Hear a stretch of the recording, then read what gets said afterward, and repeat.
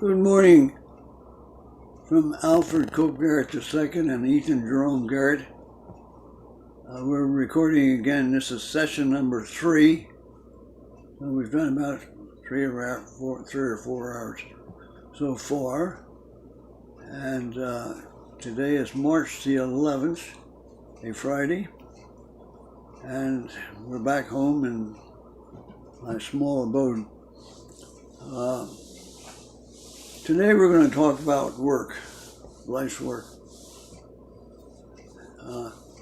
The first job that I ever had, I think my father and mother helped me get the job, was on a school field, athletic field, behind our house in Philadelphia.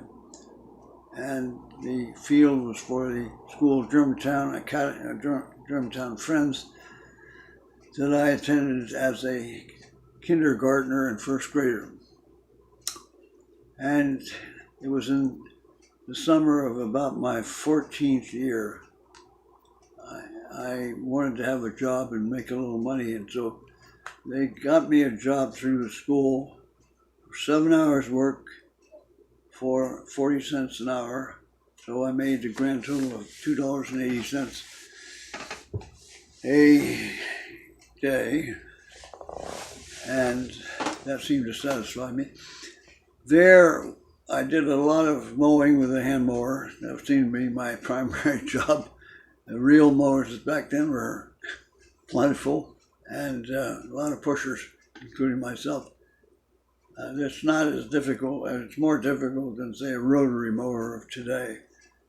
You have to use more Norwegian steam, but the school was, and the field was like where I could go home for lunch, and that was a good one. And then I also learned to drive an old Model A Ford. There was a tractor used to roll the tennis courts there and clay courts. So that was a real treat to once in a while they'd let me get on that thing. And I worked with an English guy. His name was Alec Vickery. He was in his 60s, a very small man who lived atop the dressing, where you do the athletic dressing for in and out, and right behind the house that we lived in, and his wife there.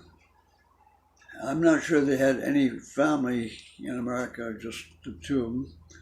And the other fellow that worked there was a big, tall, black guy. His name was Richard. And he lived in the neighborhood. And they were very good people to work with, kind and thoughtful. I think the funniest time we ever got into something that was sort of tricky is there's a big tree on the westerly part of the field, and it was across from a large rental complex, Alden Park Manor. And these guys decided to take this monster tree down with the possibility that it might fall across the street, which was Schoolhouse Lane. And if it had, we would have caused a lot of consternation. I certainly was an assistant, further away from the action as far as any responsibility. But they got to working on it, and then some guy, a big guy, came roaring across the street, and he said, "May I help you?" And he introduced himself to us, and his name was Howard Emke. Now, Howard Emke was a great baseball player. He was a pitcher for the Philadelphia Athletics sometime around 1929 when they beat the Chicago Cubs. My father was a big athletic fan, and he knew of Howard Emke. He'd talked with him about baseball and so on. His favorite player on that team was Lefty Grove, old reliable, came from Maryland, just down the road from Philadelphia. So those two pitchers beat the Cubs in 1929, and my father spent more time listening to those games. He was in the middle of his honeymoon. So my mother realized that she had an addict, a sports addict in the house. Well, at any rate, Hemke saved our bacon. he brought that tree down. He had apparently come out of the forest and had children as a young man and had learned how to work with big trees. And those guys and I were very relieved that the tree didn't end up in Schoolhouse Lane. So that's the story of Rivertown Friends School, my first job. And again, the next job would be up in mountain. I'm going to go through the mountain at some point in this discussion. But up there, I got a job where I was going to earn $300. I had to cut a lot, about 4 acres with hand tools. And I was pretty naive there. And I had a buddy with me. His name was Bobby Manchester. And so what happened was I got a more promising job on an estate with an Italian gardener named Marco Cremona.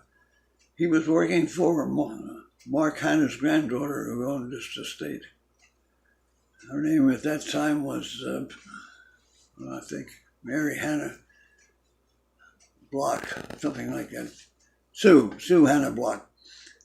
At any rate, I got Bobby to agree to take over what I'd gotten into for the $300. And I was relieved to have that off my plate because I was able to get $1 an hour at this place.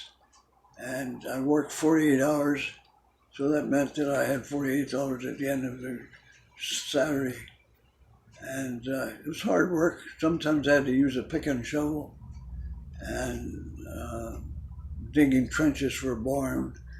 And then, of course, I did a lot of real mowing. The one thing I was not allowed to do was to have anything to do with the rose garden.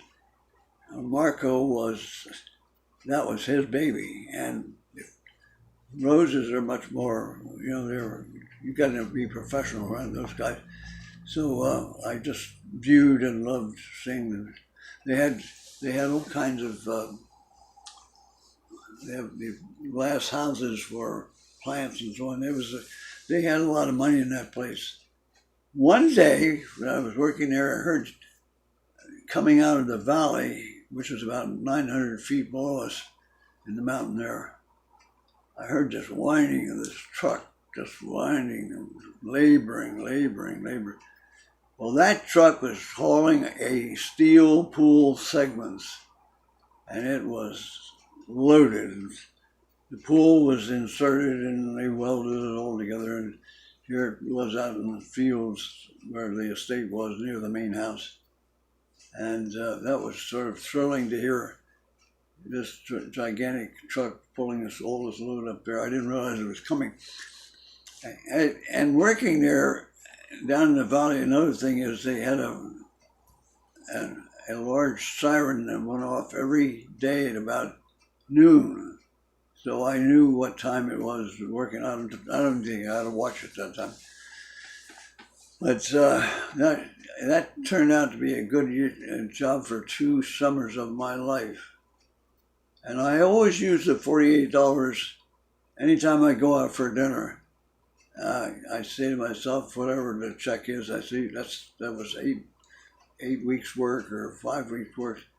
It's just sort of a rule of thumb for me, hard work. And then the last job during my youth was working. Let's see, I was working for my girlfriend then, who's now my wife. Her father, he had a flood control project in a place called Hoosick Falls, New York. So I went up there and rented a room, and I worked all summer, mostly taking 100-pound sacks of concrete cement out of the boxcar, which was good work because I was going to go to play football at Florida State, and therefore so toughened myself up. And the lady that I lived with was a Spencer lady. Nice lady. She was woman's temperance. No drinking around. That was her strong interest in life. And it's the first time I ever got to go to the Sarasota a track up there, a racing track, and see pacers and trotters, and we're close. I guess one of my friends with whom I was working encouraged me to do that, and that was a successful job as far as. The only thing I had to get my Social Security card in Troy, New York, before I began, and then this guy he was a steward for the unions, and he sort of kept me out of the way so that I didn't have to join the union, which was saved me some money. I had to commute about an hour each way in an old 47 Chevy. One night I was coming home for a date with my wife, and I was going 55 miles an hour, and there was this sharp curve under a railroad track up at the Black Grocery Bridge in Copake, New York, and I was going too fast, and so the car went out of control and slid through this under the bridge and so on. Took off the two front bumperettes, and that was the only thing that happened. I was very fortunate there was no traffic coming the other way, otherwise I would not be sitting here discussing work jobs. When I got home, I was as white as a sheet after that one. And I think the date was probably some pretty subdued date. I'd be lucky enough to come away from that. And that ends the, work, except for after I left Florida State. I went to work in a chicken fried place, Alamo Fried Chicken, owned by the owner of the Ford Company down there in Sarasota. And I was a dishwasher, and with a guy who was a political refugee from one of the country's Padraj, I think his name was, in South America. So we got to be buddies. But I found that I was losing weight because I wasn't eating, because that smell of that chicken, I thought I was full all the time. So I never went to work in a restaurant again because I probably wouldn't survive. So at any rate, I got a carpenter's helper job with a guy named Paul Zazada, who was a former circus guy. He was a roustabout type guy, and he used to go behind the elephants and clean up after them. That was part of his job. And he worked with this house was built in two sections. You had the living section and the bedroom section. You had to go outside under sort of canvas tops that you got from one place to the other. It was sort of very modern-esque thing. The architect was Loring Rowell, Bud Rowell, who was from a family. I think that family had something to do with the Outdoors Academy at that time. At any rate, he was homosexual, so there were homosexuals, hanging around the work there. And it was a small crew. The house was made of striated plywood, and it was really an interesting job building that place. It's still there on Ocean Boulevard, near Ocean Place on the other side of the street. It survived all this time. That's now 1952 spring, about maybe February, March, somewhere in there. So that's before I went to the United States Coast Guard. Now, after I came out of the Coast Guard, of course, I eventually got into going to college. First I went to, my father took me aside and said, I'm going to say part of this in my educational thing, but he said, Cope, he's never going to be able to go to college with that undistinguished record at Florida State when I flunked out of there. So he said, I'll tell you what, I'll pay for a summer session at a school, prep school in Lakeville, Connecticut, called the Hotchkiss School. That's where Henry Ford sent his son Edsel there. The Fords sent their sons there at that time. And that's the only money that he ever paid in my education out of his pocket. It's a very good investment. I had two terrific teachers. The best teacher of my life was a man named Richard Gurney. He was one of the Brown University Ironmen of 1929. They had 11 guys, and they played the season with these 11 guys. So he was a tough man.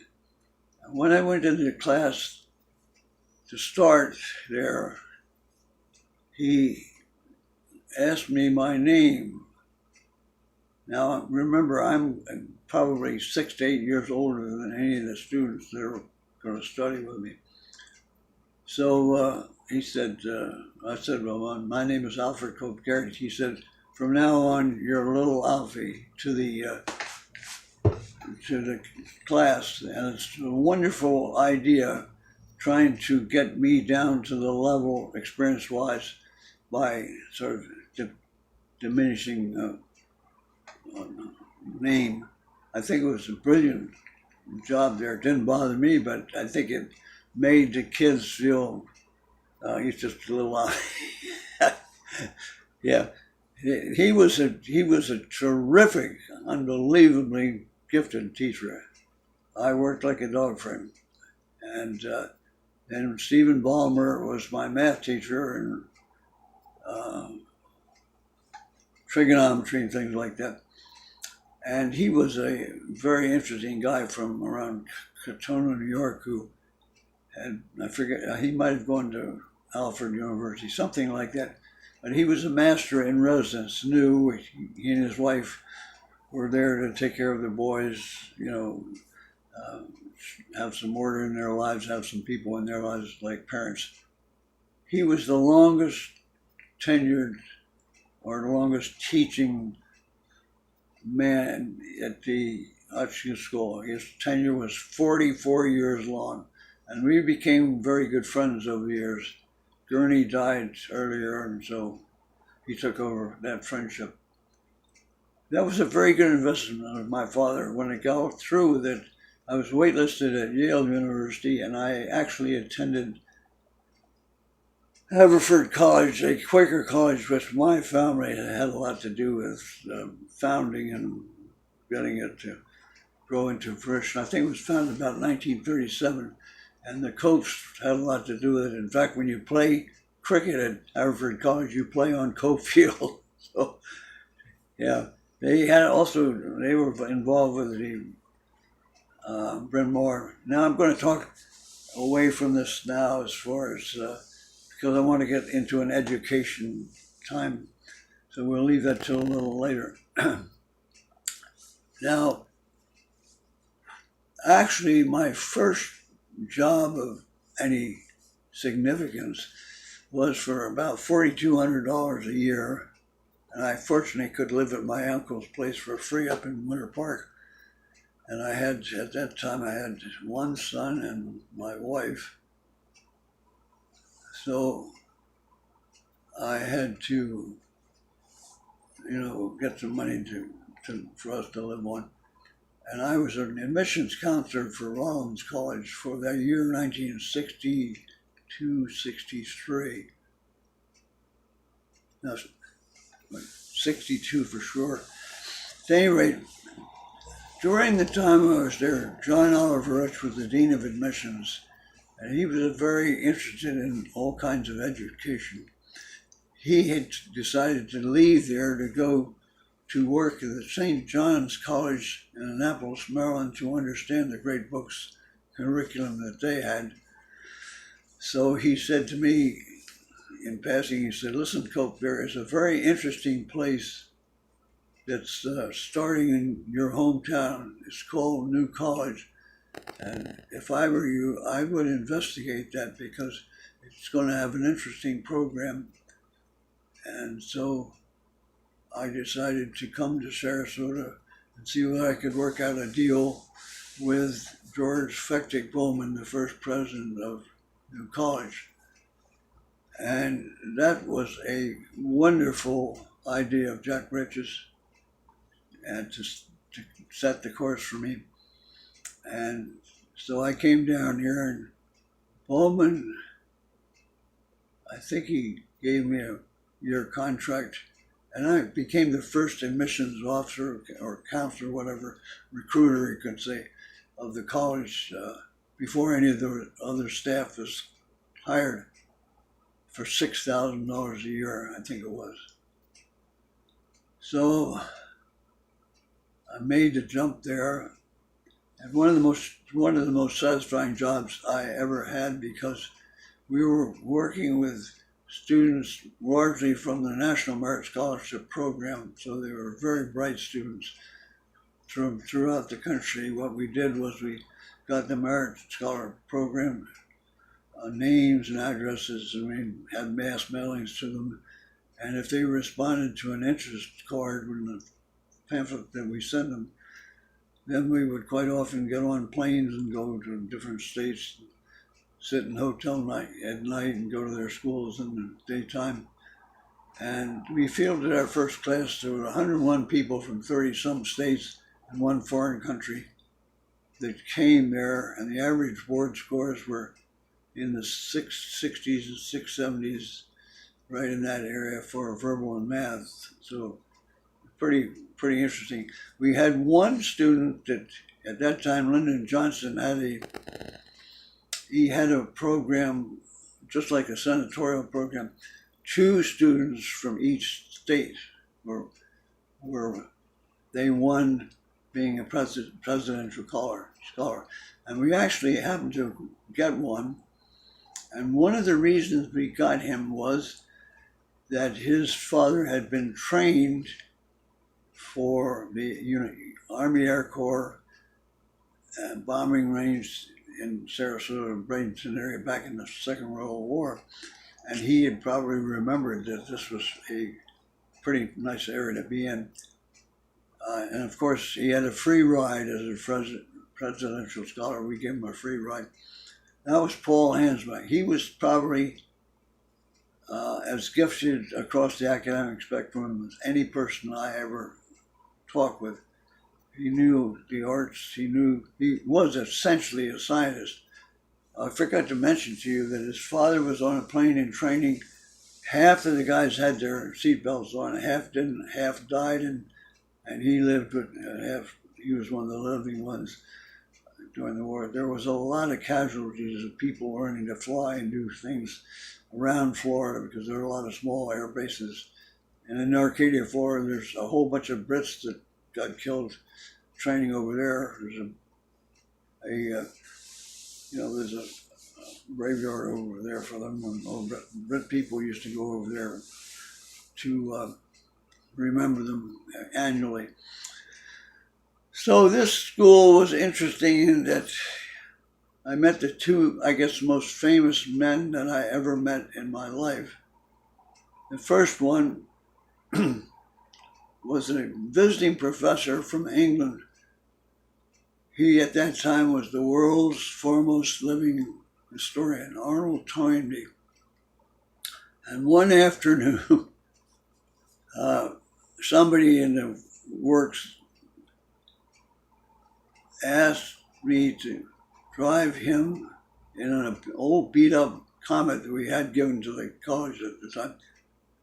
And to drive Dr. Toynbee and his wife the next day to a speaking engagement in Middle Florida. It might have been, out near Winter Haven or somewhere in the ridge area of Central Florida.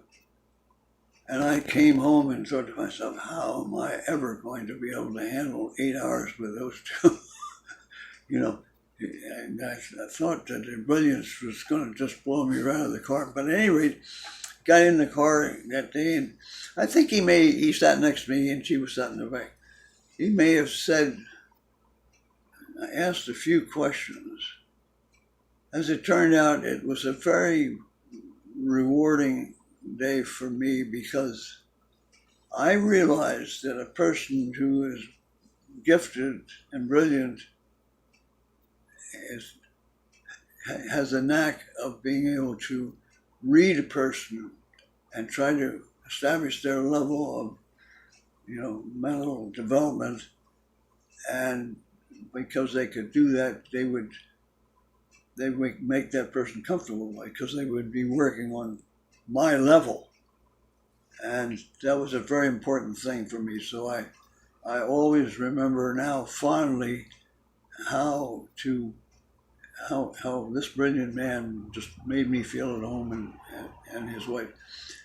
So he was the first of them. Now the second of them, we made a deal with a famous architect to do the architecture.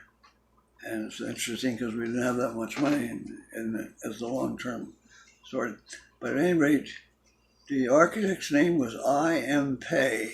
The I.M. stands for Yo Ming Pei, of Chinese background. And so on August the 18th, 1964, I was closeted with Mr. Pei, who was about in his late 40s then, and the president, and Ralph Stiles, the campus sort of guru as far as where buildings were going to go and so on, like that planner, who was a retired submarine captain during the Second World War, quite distinguished record. He sunk, I think, 12 Japanese ships. In any event, while I'm in there fairly early on with Pei and the gang, the secretary of the president came in and said, "Mr. Garrett, you are wanted at Memorial Hospital. Your wife is delivering a baby." She had gone that morning to her obstetrician, and he said, "You go right over to the hospital." And so I got to the hospital, and about an hour or so later, the doctor came in, and he looked like he'd been in a war. His name was Playford Boyle. That was his obstetrician's name. We always used to chuckle with that one. But at any rate, my wife Susan had quite an ordeal. She'd had 2 sons, and it hadn't been hard at all. And this wild tiger comes charging out in a rough manner. So we didn't realize then that this kid was going to have more energy than Carter has liver pills. So that was that day. From Pei to Charlie Garrett. I want to mention something about in the last session we had my older son. I did not mention his second wife's name. My son Charlie was into the Laotian Vietnamese, what do they call them? Thailand people. He had a business and a building over in the mainland, and one of the cohorts in the building was a girl named, I can't remember that name, but anyway, she was the sister of the guy that started the Bangkok restaurant here in Sarasota, Boom. And so he wasn't too happy about her starting a competing restaurant, but they still were a very close family. And what happened, he and she had another brother that came over here with a wife, and he died of cancer early in their American. So the problem was how to handle this widow. So my son Charlie says, "Well, have him cremated, and I'll not dump his remains over the dock into the bay there." So that was accomplished, and then they turned to Charlie and said, "Well, what can we do with his widow?" So he says, "Well, troll her in front of my older brother." And fortunately for the family, it took. And it was this girl is a wonderful lady. She's about as big as a minute, but her name is Kim Tong, and she's made Evan, her husband, a far better person, having come into his life, and we love her dearly. She has a son, Noi, who lives in Laos, and 3 granddaughters there. And Noy probably will never be able to come to the United States. He started out rowing for the United States and it didn't work out. But he had two brothers, Max and Moss, and they are now citizens of the United States. One lives in Sarasota and the other one lives in Los Angeles. That's a nice family, and we feel very privileged to have them as family. Now, the next job, going back to New College, I worked there for 6 years, traveling all over the country and integrating with fine young men and women. I had my successes with some in recruiting. There are some brilliant people. And at that time, I had only gotten up to $12,000 a year. And I really could not raise my family on that kind of money. So I had a friend who he said, you're not going to be able to retire on what you're making. So he wanted to sell me a duplex. He was a boy that grew up on Siesta Key too, and they had a building supply company up in the north, in the middle of the Key in the village area there. It's now a parking lot, and they have a subdivision there, which Avenida Leona, which was his mother's name, is there, one of the streets. Glenn R. Phelps. So now, in that day and time, you had to take a licensing exam with Florida Statute 471, which is that's the legal aspect of real estate. And so my wife and I went to Orlando, and I took it and I passed it. And then I agreed to affiliate with Phelps and work with him. You have to have a year's apprenticeship, but before you do that, you had to have a sponsor. And so Susan's mother, Elma, I think I've talked about her earlier, she had a girlfriend named Marie Zander. They played cards together at the Sarasota Yacht Club. And so she said to Marie, would your husband sponsor my son-in-law? And he said he would. Now this is an amazing story, because I went to Mr. Zander's office and I paused as I went in and looked at him sitting at his desk. He was elderly, probably in his late 70s, maybe even 80. He paused and looked at me, and without any further time elapsing, he said to me, young man, you should be an appraiser. And I thought to myself, well, that's not where the money is. So I went beyond that, and he did sponsor me, and I did get to go to work for Phelps. And while I was working for Phelps, he realized there was something wrong with me in the real estate business. So he had me tested by the Myers-Briggs personality test. And what they found in conclusion, I think my characteristics was an INFJ, which is extremely introverted person. That's not too good in real estate sales. And interesting enough, my career, it ended up that I was lucky to recruit ladies who were gifted sales and house sales and stuff like that. They would see things I would never see. So they were far better suited for the business that I had. And I began to use what little I was, say, profits to get into commercial real estate business and to analyze properties, which I always enjoyed doing.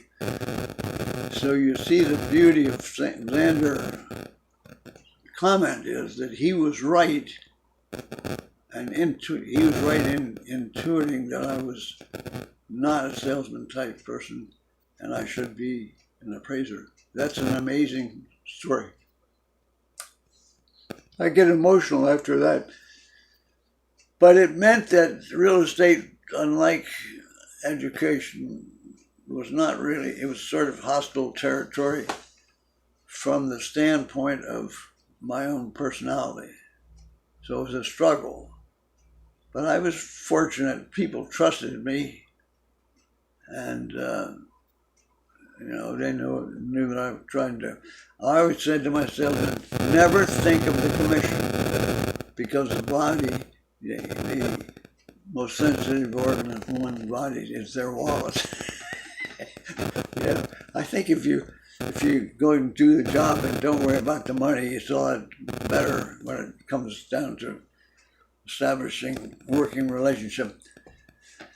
And I stayed in real estate for some years and had some successes, and that's probably the reason I live the way I do, and fortunate to have amassed a certain amount of assets in this time. And that's really the final job of my working career from a remunerative standpoint. I now, in my 80s, have, which I'll tell about in another segment of this, I have my wife and I have developed a garden. And I'm going to approach this garden by shifting gears now away from career and tell you that in 1986, I took a 6-month sabbatical from the United States. I took one of my son's 20-pound backpack and flew from Sarasota to San Francisco, and then from San Francisco to the islands of Fiji. And I arrived in Fiji.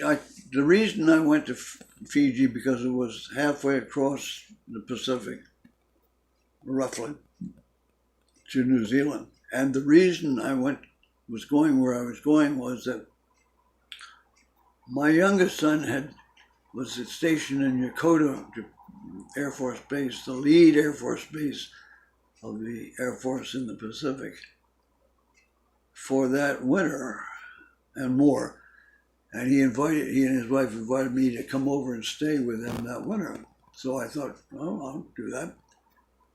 But my girl cousin, Joan Faulkner's husband, had been in the 1st Marine Division, Marines at Guadalcanal in the Pacific, World War II, and was offloaded from there because of I think he might have gotten malaria or something or other. He was in New Zealand, and he said, Cope, why would you spend the winter in Japan when you could spend the summer in New Zealand? Well, being a Florida boy, I knew which way I wanted to be weather-wise. So I shifted gears and decided to walk about would be New Zealand. But what I didn't, I had thought that I was going to be there for 6 months.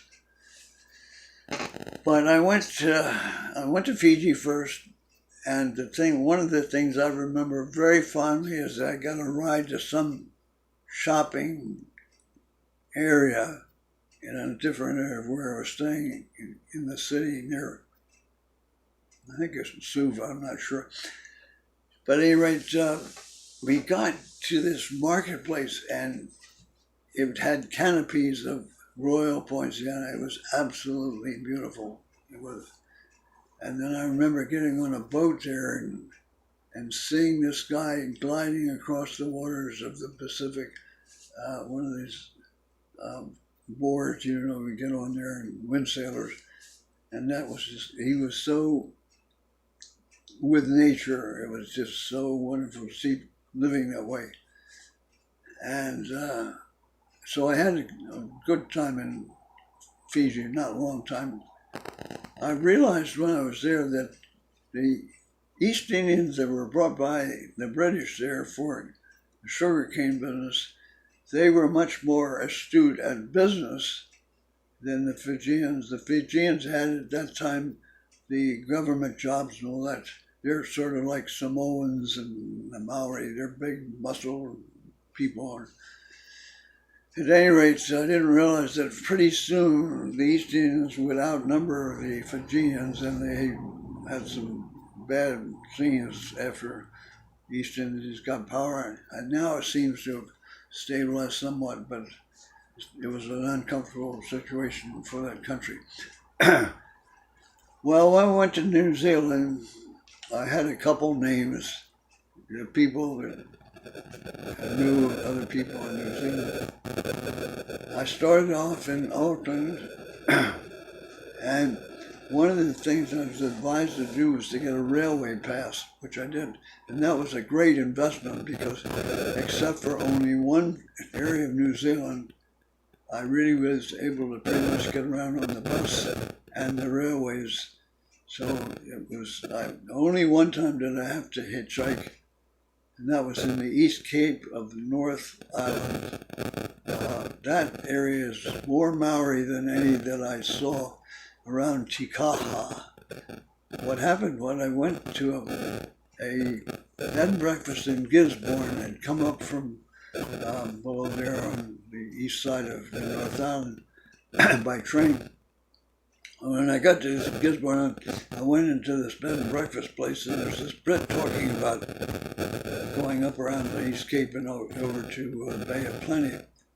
So I said to him, how about if I pay the petrol, you carry me along? He said, yeah. So we got along well and stayed together maybe a day or so. I got to, at that time, I want to say that I got to a place that if I were to return to New Zealand to live, I probably would choose this place because it's called Coromandel. I presume that's a Scottish name. There's a lot of Scottish people that live in New Zealand.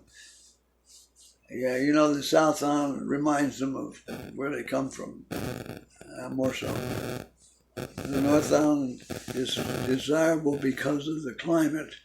It's a little bit less harsh than the South Island. The South Island is more beautiful if you take it from just many stances.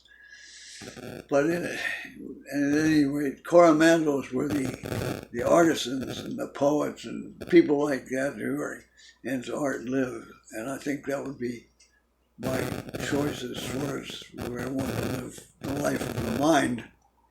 But New Zealand, I started out and I went up to the Bay of Plenty, and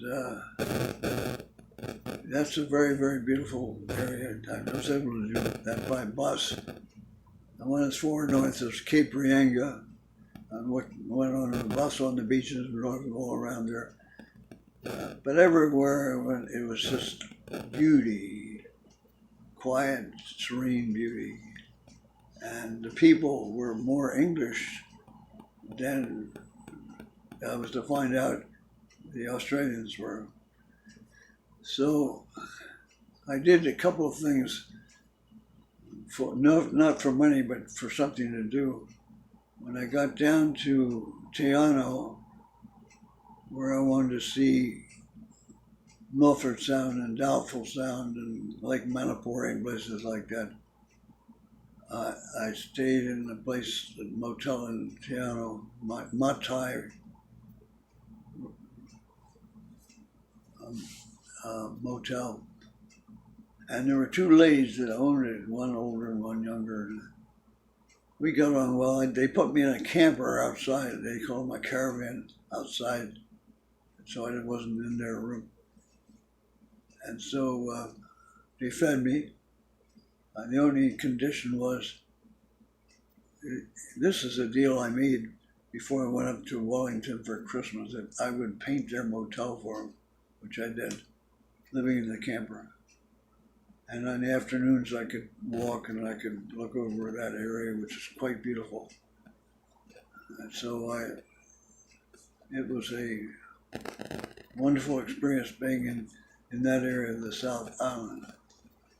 I think I went there maybe 2 or 3 times. The last time I left Te Anau in a plane, small plane, private plane, and flew up through all those mountains along, I forget what the river banks there, but I flew up to Queenstown. And Queenstown is a place where Americans go for skiing. It's, they call it the Remarkable Mountains. So you have mountains all around Lake Wakitipu. That's the lake where Queenstown is. And years later, I took my present wife on a trip to New Zealand. I told her you can either go to Australia and New Zealand on a tour, or I'll give you a personally guided tour around New Zealand. She opted for the latter.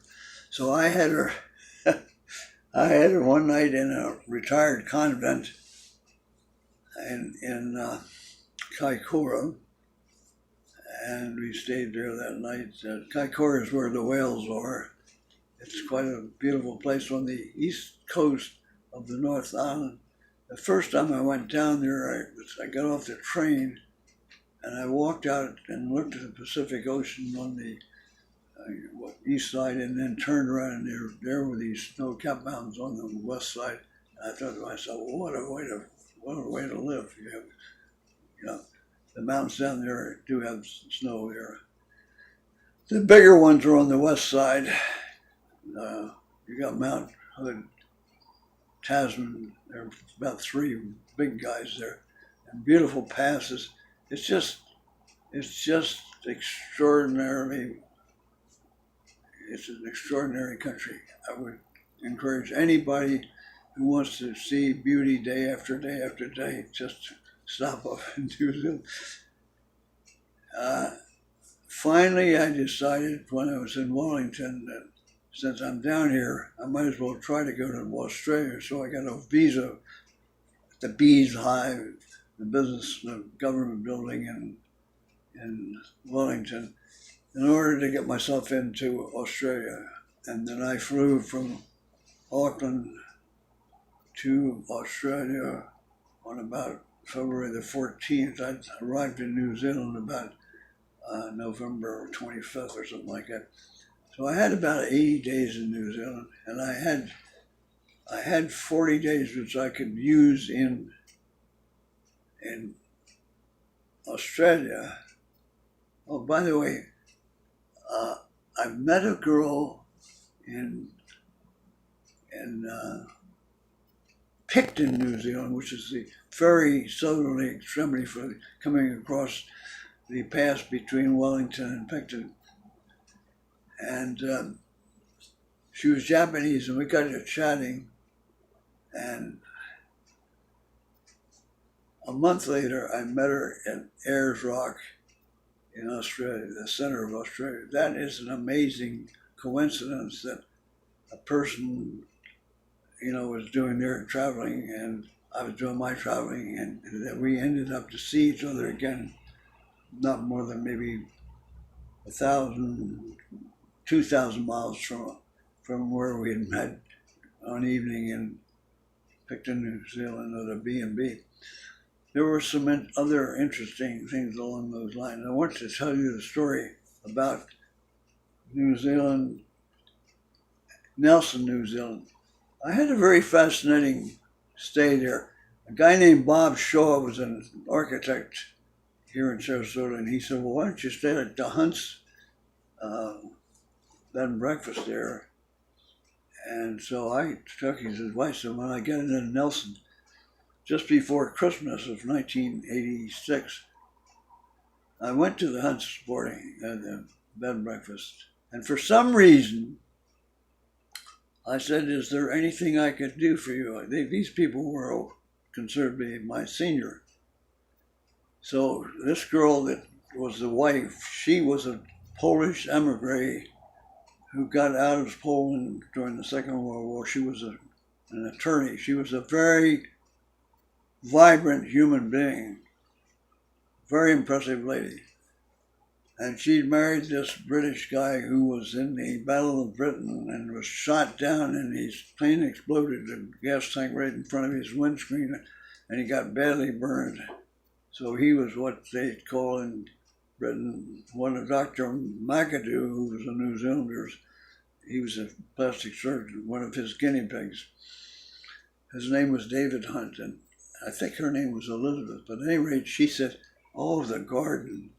So I spent weeding on my hands and knees for 2 days, their garden. We didn't discuss anything about money, we just discussed, a job needed to be done. And I got to liking them so much that before I left here, I said, I want to take you out to dinner. And they said they'd like to go to a Chinese restaurant, so I went to a Chinese restaurant with them. I was interested in their choice. Years later, I went with my wife, and I wasn't alone then. I went with my wife Ann down there, and we went to the Motel California, something that was in that area. And so I said to him, "Is it Hunt's bed and breakfast that's closed?" "Yes." I said, "She's alive and he's dead." And he said, "No, it's the other way around. She died and he's alive." So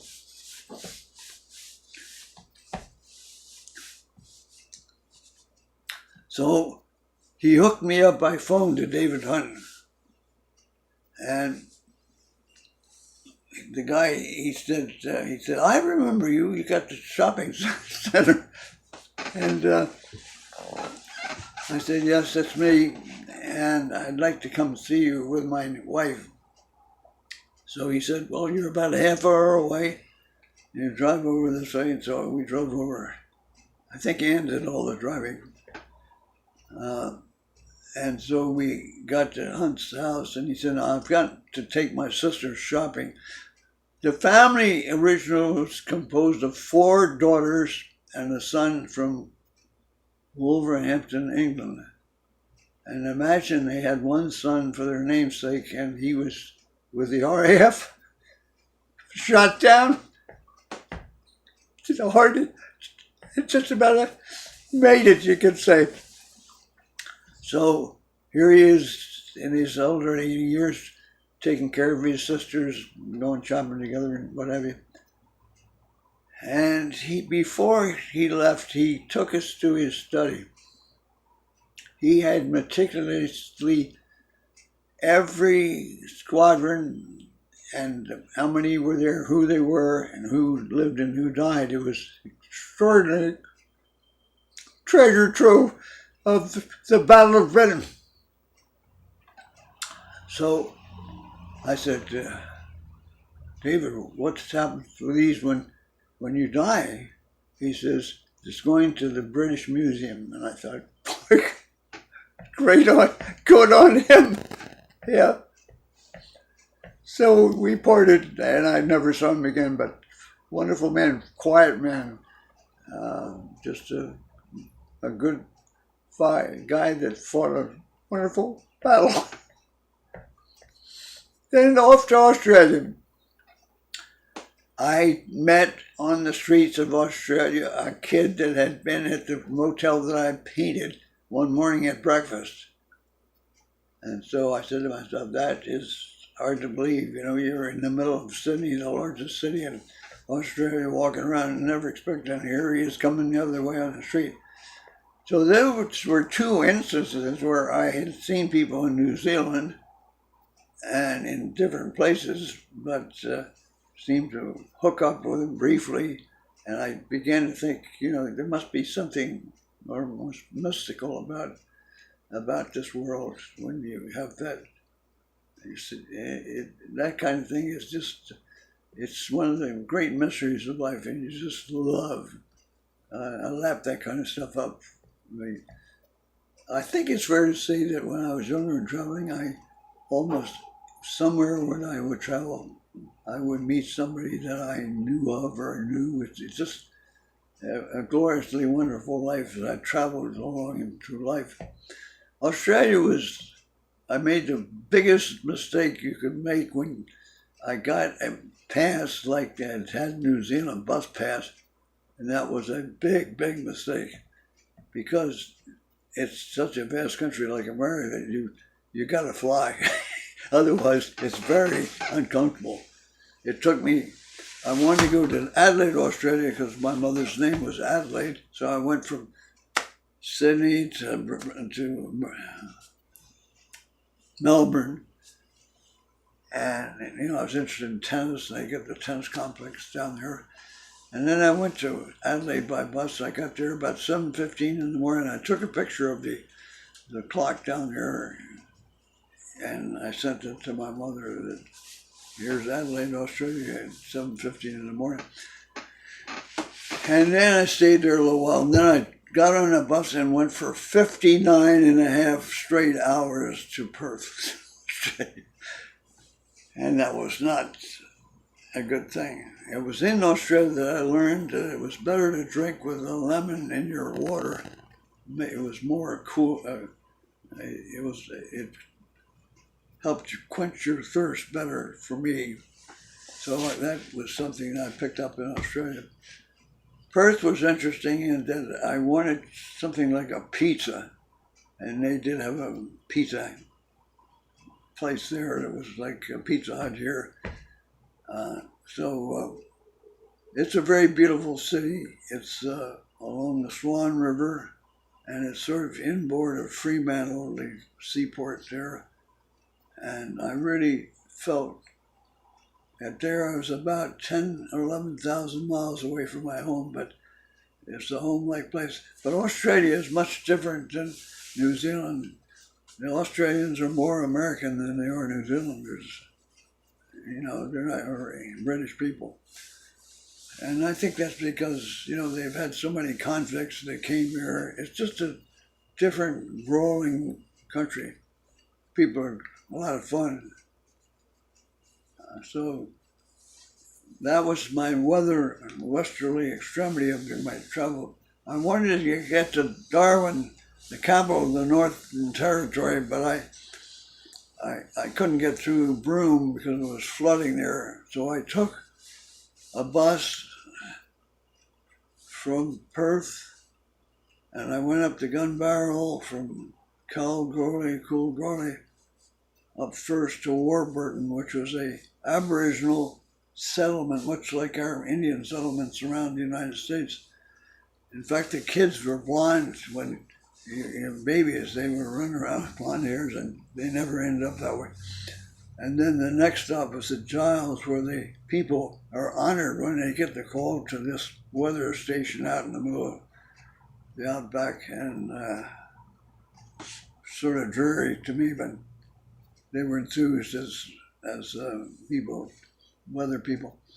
And then I went on to Ayers Rock and saw that girl I was mentioning from Japan, and then Alice Springs. And though I tried to climb Ayers Rock, I came away unsuccessful.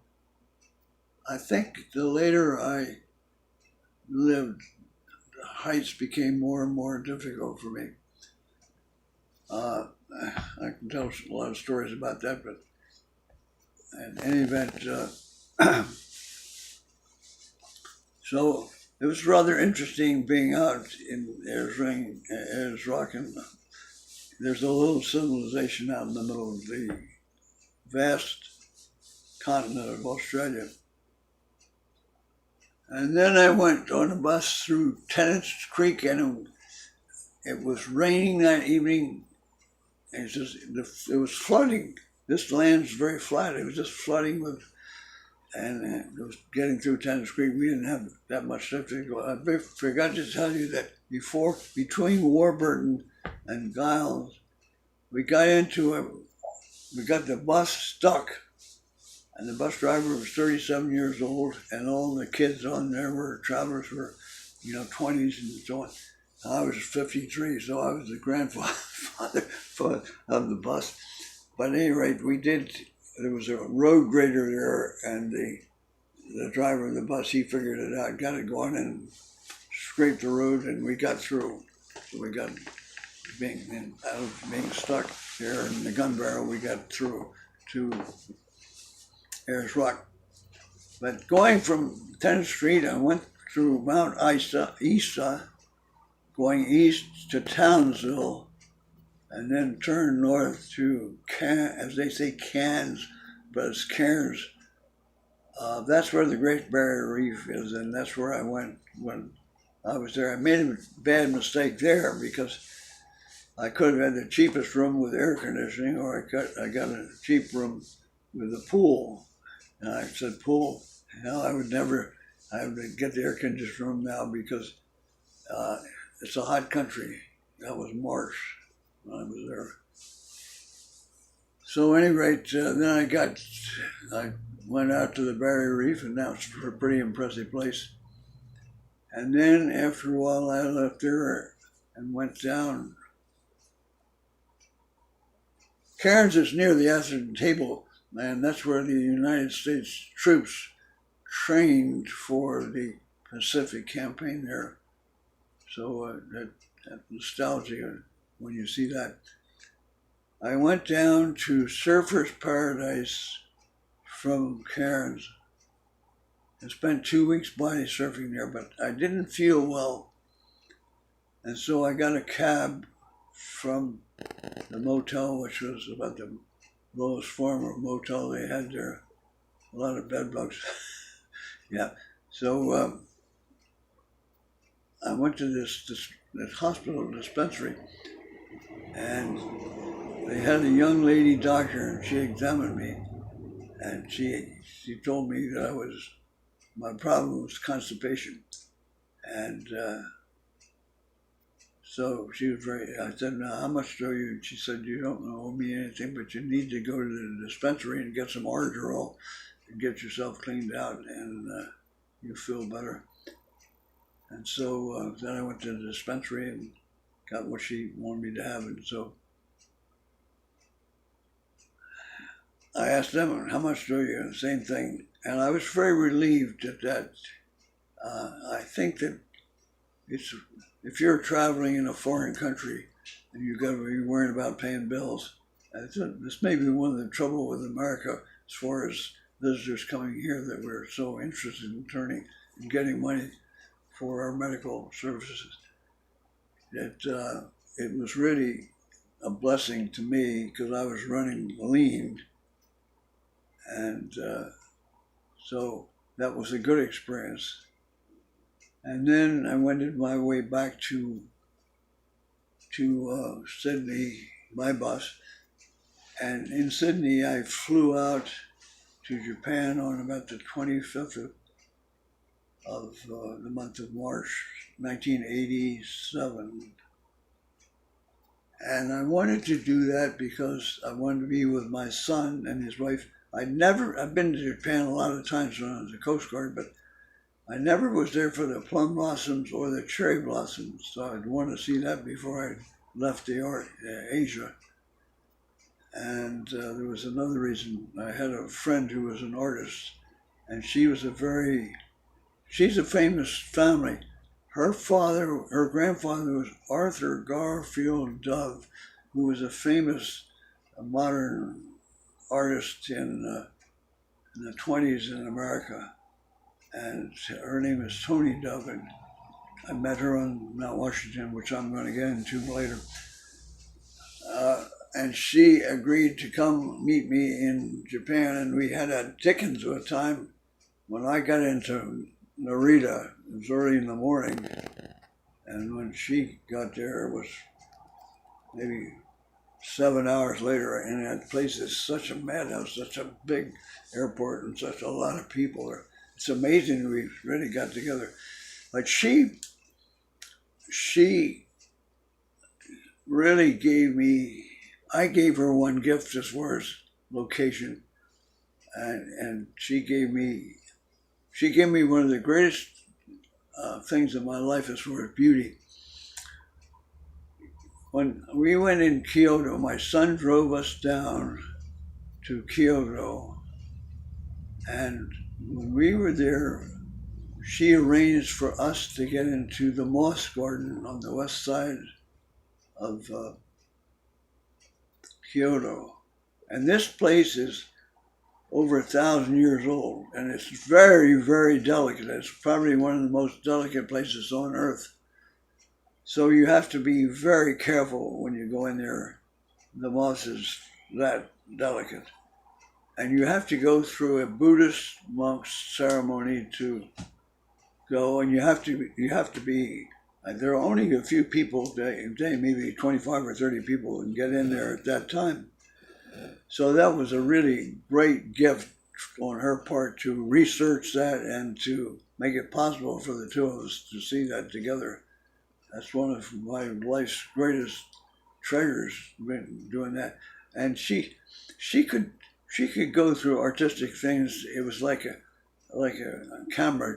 She could retain stuff so quickly and know so much about art. That was wonderful being around her when you go into the galleries and so on. And then we went up to the Emperor's Villas in the northern eastern hills of Kyoto. And so that was a real treat. The whole thing was a big treat as far as going around Japan with her, hanging out. So then I went and took her up to Nikko. I think I mentioned Nikko in the first session of our videoing. So then we flew back to the United States together. She actually came to Sarasota. I stayed over for a couple of days and then went back to our loft in Triborough, New York. I think it is. No, it's not. It's I'll think about it. It's Wall Street, and it's an old area where they have reclaimed these warehouses, and they now are just lofts and things like it. It's quite impressive area, southwestern part of the city of New York, Manhattan, near Soho. I know that. At any rate, that takes care of that trip. We flew across the Pacific and came into Lax, and I think we were in business, so had a pretty enjoyable trip across the Pacific. That was a gloriously wonderful sabbatical from the United States. The only thing that I really learned is that it's very, very foreign from my nature to be out away from where I didn't know anybody for months and months. And I told myself I'm never going to do that again. I'm glad I had the experience. It was a big test at that age, but it was worth every day that I lived it. But it was hard on me from the standpoint of loneliness and so on like that. And it's interesting because now I live alone and I'm still trying to make that adjustment, and I'm doing my best doing that. Now that takes care of a number of things I wanted to say. And I have to tell you this. This is an important part of my life. During my working career, a man came in the office. I think he had played for the St. Louis Cardinals. He was a fairly nondescript soul, but he sat down and he said, "If you give me $200, I'll start a little league team on the island in which you live." So I was intrigued and I said, "Listen, the league that you're setting up there, is that going to have boys and girls?" Because the little league at that time didn't have girls. And he said, "Yes." So I said, "Well, I'll do business with you." So for some years I sponsored a team, and I had my friend Bill Bear was my manager, and he did all the drafting of the kids. It was just a wonderful experience to give the kids on this island a chance, the boys and the girls, to play together. And there were about a half a dozen teams. John Davidson, my friends who I've known a long time, I saw him last night at dinner. And he had his team, and First Federal had a team, I think. Bear, the coach, did a very good job. He won 2 championships in a row and was going on the 3rd one, and that didn't work out. Otherwise, we would have been able to retire the trophy for the best team. At any rate, I'm there one afternoon to see this game, and I come home, And Susan, the mother of my boys, she said, I'm not going to be able to go to the movie with Bob and Pat Hesse, and so the boys are sick, and I want to stay home with them, and you can go. So that was March 18th, 1974, I think. And I didn't have any premonition of what was going to happen.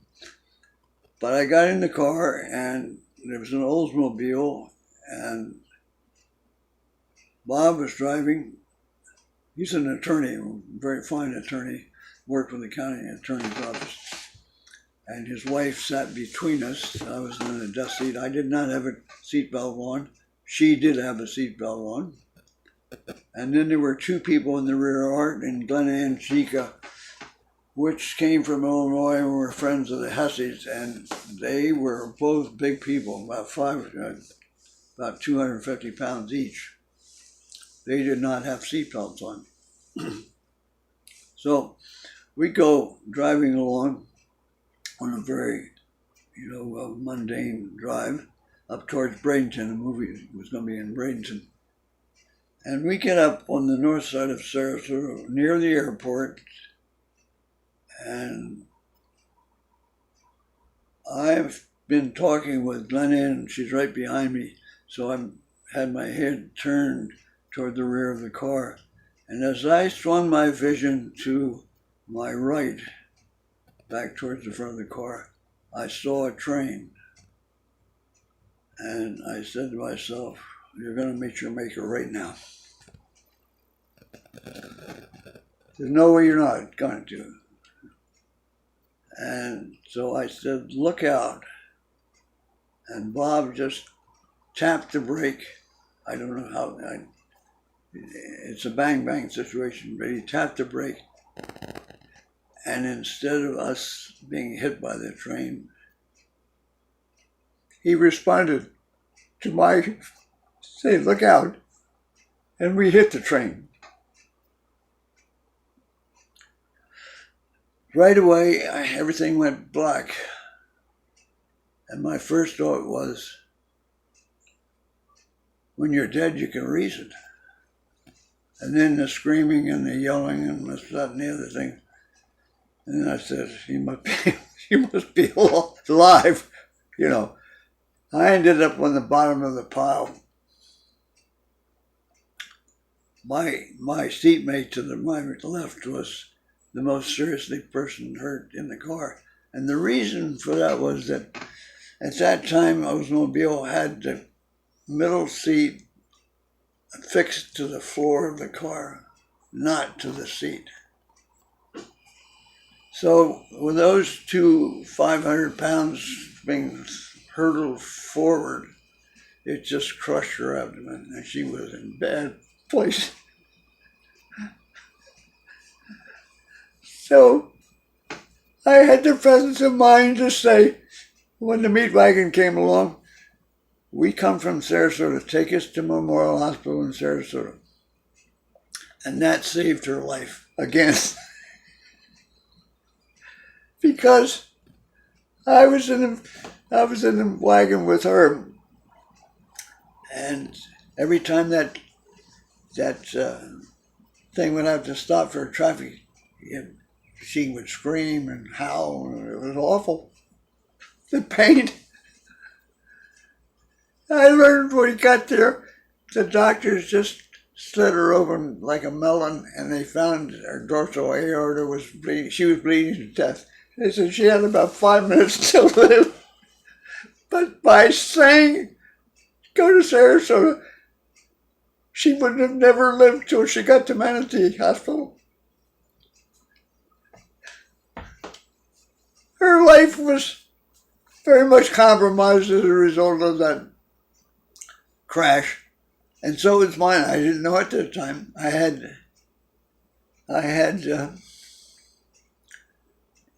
hit the windshield, and I had a lot of glass in my head, and I was bleeding bad from the left sort of side of my head. So they got me in the hospital, and our father came to be with me as Charles Hill, the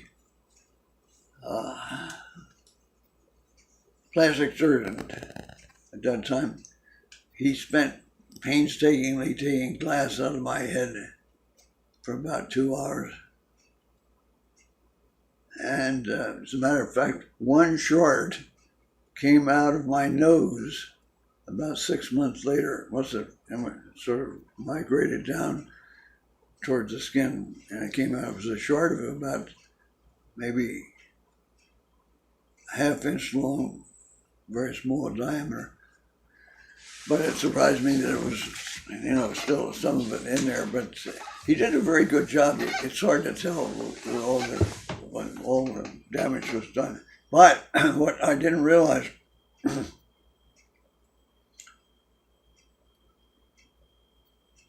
you see, that's before the football players began to realize hitting your head is not good for you.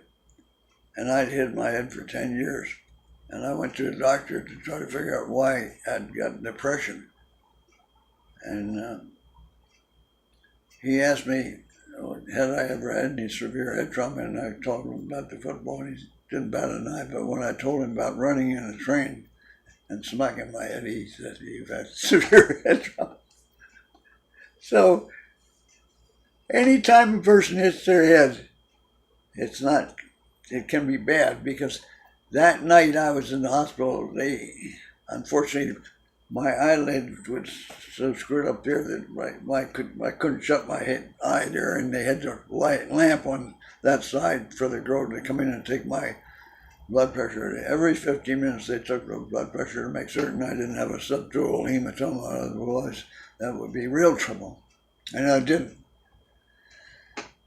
But that's a profound experience. And you may see, there's been a number of times I've been close to my maker. And maybe I'm about to run out of gas. And finally, still laughing. It does worry me. It's character building, and it's been, I've had good doctoring, strokes and all kinds of things. I have nothing to complain about. It's just that the body is only tough enough for certain things. I played a lot of football, and it's tough that way. I finally got my knee, and so I have to suffer with that daily.